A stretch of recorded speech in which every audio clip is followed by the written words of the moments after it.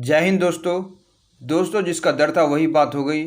America, Britain, Germany जैसे कई देशों की चेतावनी के बाद भी इजराइल के पीएम बेंजामिन नेतन्याहू नहीं माने और उन्होंने शुक्रवार को सुबह ईरान पर हमला बोल दिया है और ईरान के बीचों बीच धमाकों की आवाज़ आई है। इस बात की कन्फर्मेशन अमेरिका ने की है। अमेरिका ने कहा कि इजराइल ने जो है ईरान के ऊपर हमला किया, इस बात का कन्फर्मेशन कर दिया है। और जो है इसी बीच ईरान के इस्फहान शहर पर हमला किया गया है, जहां पर ईरान के कई न्यूक्लियर फैसिलिटीज़ है और IRGC के एक बेस को निशाना बनाया गया है। हालांकि ये हमला कैसे हुआ है फिलहाल इसकी जानकारी नहीं आई है और इसमें क्या नुकसान हुआ इसके भी जानकारी फिलहाल अभी सामने निकल कर नहीं आई है। इसी बीच ईरान में हाई अलर्ट जारी कर दिया गया है और ईरान ने अपने डिफेंस सिस्टम्स को एक्टिवेट कर दिया और ईरान ने दावा किया कि उन्होंने कई ड्रोन्स वगैरह को हवा में मार गिराया है। फिलहाल ईरान ने कहा है कि उस पर किसी तरह का कोई हमला नहीं हुआ है। एक तरह से कह सकते हैं आप कि ईरान जो इस मामले को डाउन प्ले कर रहा है कि ये मामला एस्केलेट न हो। ये बहुत अच्छा, मतलब एक तरह से कह सकते हैं आपके एक अच्छा काम किया ईरान ने, जो मामले को जो है ज़्यादा हाइपर नहीं दिया है। क्योंकि अगर मामला अगर ज़्यादा हाइपर हो जाएगा तो फिर जो ईरान अगर एक्सेप्ट कर लेगा कि नहीं उन्होंने अगर हमला हुआ उसके ऊपर, तो फिर जो है ईरान जवाबी हमला कर सकता है इजराइल के ऊपर और ऐसा हो जाएगा तो फिर तो एक तरह से युद्ध हो सकता है। इसलिए अभी अगले 2-3 घंटे में क्या होता है देखा जाएगा, कुछ क्या आगे खबर आती है।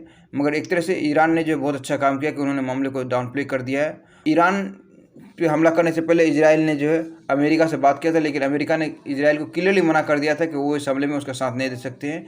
क्योंकि इजराइल अगर ईरान पे हमला करता है तो उसके से फिर जो है दोनों देश के बीच युद्ध हो सकता है और दोनों देश के बीच अगर युद्ध छिड़ सकता है तो मिडिल ईस्ट में बहुत बड़ा क्राइसिस होगा और इसका असर सिर्फ मिडिल ईस्ट तक नहीं रहेगा, इसका असर पूरी दुनिया पर पड़ेगा। क्योंकि ईरान ने पहले कहा दिया है कि वो जो है स्ट्रेट ऑफ हार्मोज को बंद कर सकता है।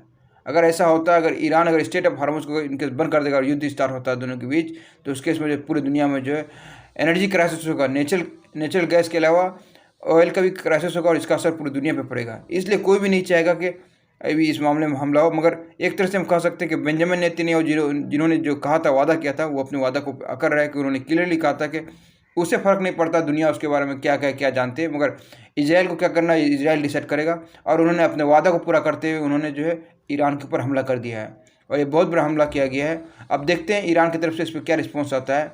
आपको मालूम है कि इजराइल ने ईरान के ऊपर ये जवाबी हमला किया है। इससे पहले 14 अप्रैल को जो है ईरान ने इजराइल के ऊपर हमला किया था, उसका ये जवाबी हमला किया है इजराइल ने। इसके रिगार्डिंग इजराइल ने पहले ही कहा दिया था कि इजराइल जो है बदला लेगा और उन्होंने अपने जबान को पूरा करते हुए जो है उन्होंने इसके ऊपर हमला कर दिया। इस हमले की शुरुआत 1 अप्रैल से होती है। 1 अप्रैल को जब इजराइल ने सीरिया की राजधानी दमिश्क में ईरान के एम्बेसी पर हमला करके उसको उड़ा देता है, जिसमें ईरान के 7 कमांडर मारे जाते हैं। और उसके हमले के बाद जो है ईरान ने जो इजराइल के ऊपर 14 अप्रैल को हमला किया था 300 से अधिक मिसाइल से। हालांकि उस हमले में इजराइल को किसी तरह कोई नुकसान नहीं हुआ था, क्योंकि इजराइल ने ईरान के 99% मिसाइल्स को हवा में ही मार गिराया था अमेरिका और बाकी अन्य देश की मदद से।